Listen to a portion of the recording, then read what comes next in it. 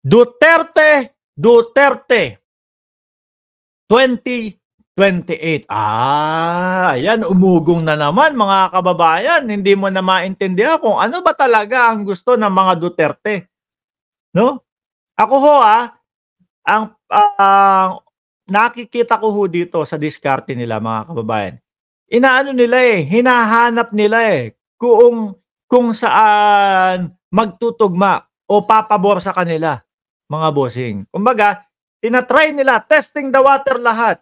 Kung matatandaan nyo ho, mga bossing, siguro may mga 1 buwan o 2 buwan na nakakalipas, mga kababayan, no? Na interview si Inday Sara Duterte.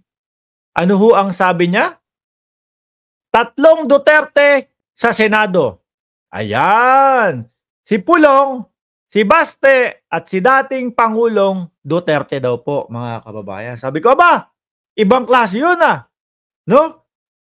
Kahit na yung 2 anak hindi man lang pumapasok doon sa Magic 12. May lakas ng loob pa din tumakbo, no? Na pagka-senador.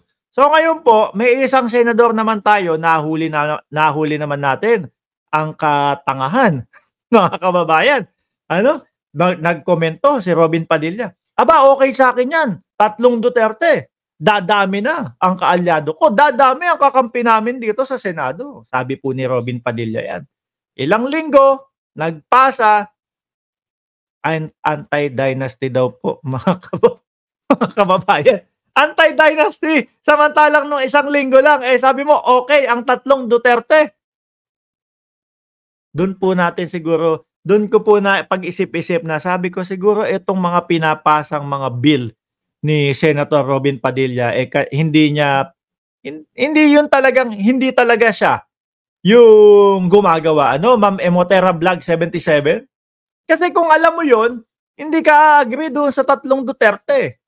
Parang pinaglaban mo na, no, yung 2 sinabi mo o yung 2 pinaniniwalaan mo. Parang pinagsalpok mo ang iyong sarili. Duterte sa Senado. Okay kay Robin Padilla. Tapos naman, pagpasa ng bill niya, anti-dynasty ang gustong mangyari. Ang gulo ho, mga kababayan. Yun yung pauso nila. Kaso po, mukhang hindi po tinangkilik ng mamamayang Pilipino yung 3 Duterte sa Senado. Alaws nangyari, mga bossing.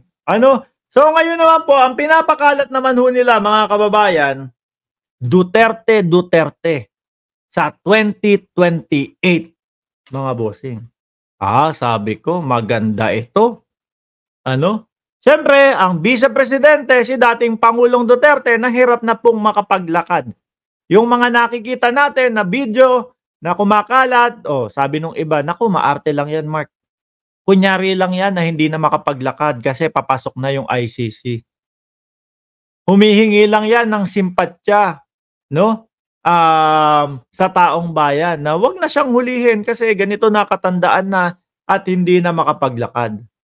Para hubang yung ibang mga politiko natin dati, kapag nasusukol ho, biglang nagkakaroon ng neck brace dito at biglang nakaupo na sa wheelchair. Yun po yung pakiwari, mga kababayan, nung ating mga kababayan. Umaarte lang yan. Ganun daw po, mga kababayan. Biruin mo ba naman? Ang hirap ho nun, vice-presidente natin, kung si PRRD, mga bossing. Naalala nyo po ba kapag nasa maisog si dating Pangulong Duterte? Bangag si Marcos, ganito. Meron tayong presidenteng bangag. Bla, bla, bla, bla, bla, bla. Tapos kapag naramdaman nila na hindi patok sa taong bayan, kinabukasan babanggain niya yung mga sinabi niya. Hindi ko naman yun. Hindi naman yun yung ibig ko sabihin. Di ba? Baka mga antibiotic lang daw po yung sinasabing ganon. Mapagtatawanan ho tayo ng sambayan ng Pilipino at miski po sa labas ng bansa, mga kababayan. Di ba? Pero sasabihin, yung vice-presidente, walang isang salita. Tapos yung president na nanalo, si Inday Sara Duterte, no comment naman lagi. Ano na ho ang mangyayari sa Pilipinas kung sakaling gano'n, mga kababayan? No? Si Vice, pabago-bago ng sinasabi. Si Presidente, no comment lagi, no? Sabi ni Ultra Tito, teka, live ba ito? Yung Lacoste logo, inaasar natin si Roque nung nakaraan dyan. Pero jokes aside, sumosobra na ang mga Duterte. Nako, ito hayaan nyo na po yan. Yan ho ang paborito kong brand, mga kababayan. No? Dahil malambot sa balat, masarap laging isuot, mga bossy. Oh. Ano ang mangyayari sa Pilipinas ho nun? Sabi ni Bayna Tulig, kahit daw matanda na, ikukulong pa din, walang age daw. Pero iba yung treatment, hindi lang siya pupusasan. Aba, mukhang maganda yun kung sakali. Hindi ho masakit masyado. No? Hindi ho masyadong masakit sa mga DDS kung ganun ang mangyayari. Kumbaga, parang, tay, halika na po. Aha, papasok na po tayo.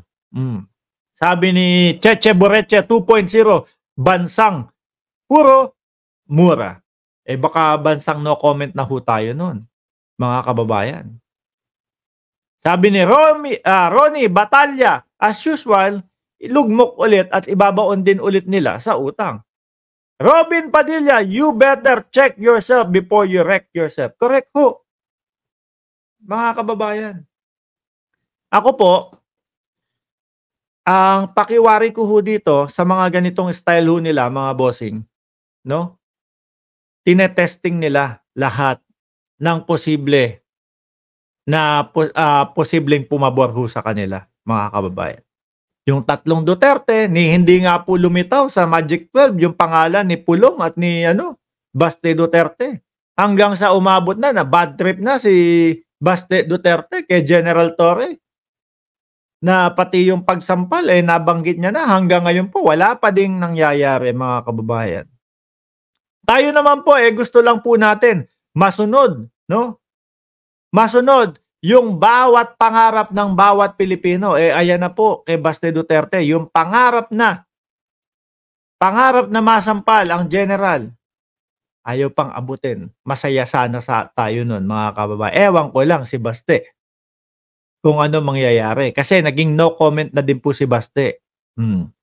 Ken Jader o Hader, kung ano man ang basa dyan, Ken. FPRRD, walang isang salita. Sara, di makapagsalita. Pulong, di kayang panindigan ang salita. Paano si Baste? Takot magsalita. Deji Holen, Duterte family sa eleksyon, lahat sa inidoro. Mahihirapan po talaga, mga kababayan. Mahihirapan po talaga, no? Etong Duterte nila, malakas na lang po ito para doon sa mga Kojik supporter at para po doon sa mga OTAP supporter. Pero kung sasabihin po natin, sa sambayan ng Pilipino, malabo pa po, no? Singlabo po ng tubig kanal na posibleng sila ay manalo.